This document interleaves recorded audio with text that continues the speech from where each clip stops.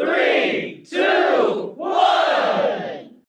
વિડીયોની શરૂઆત કરતાં પહેલાં જો ચેનલમાં આપ નવા હોય તો ચેનલને સબસ્ક્રાઇબ, લાઇક અને શેર કરવાનું ના ભૂલતા, જેથી આવા જ ઉપયોગી વિડીયોની માહિતી આપને મળતી રહે। નિયત સમયમાં દોડ પૂરી કરવાથી ગુણ મળતા હતા।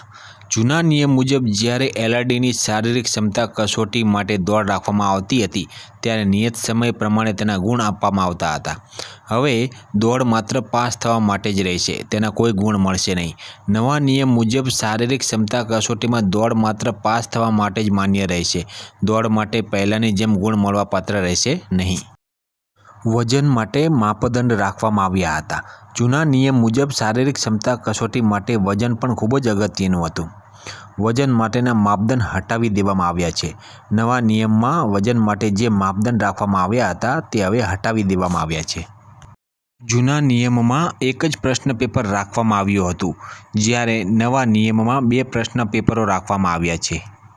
જૂના નિયમમાં 100 ગુણના MCQ રાખવામાં આવ્યા હતા, જ્યારે નવા નિયમમાં 200 ગુણના MCQ રાખવામાં આવ્યા છે।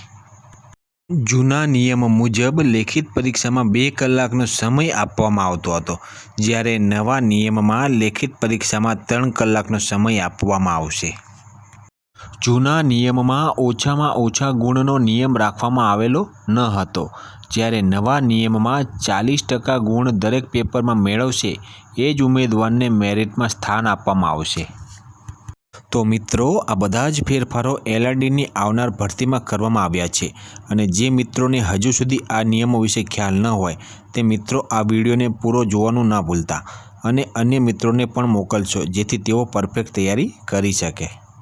આવનાર ભરતી માટે સૌ મિત્રોને સૌથી પહેલાં મારા તરફથી ઓલ ધ બેસ્ટ।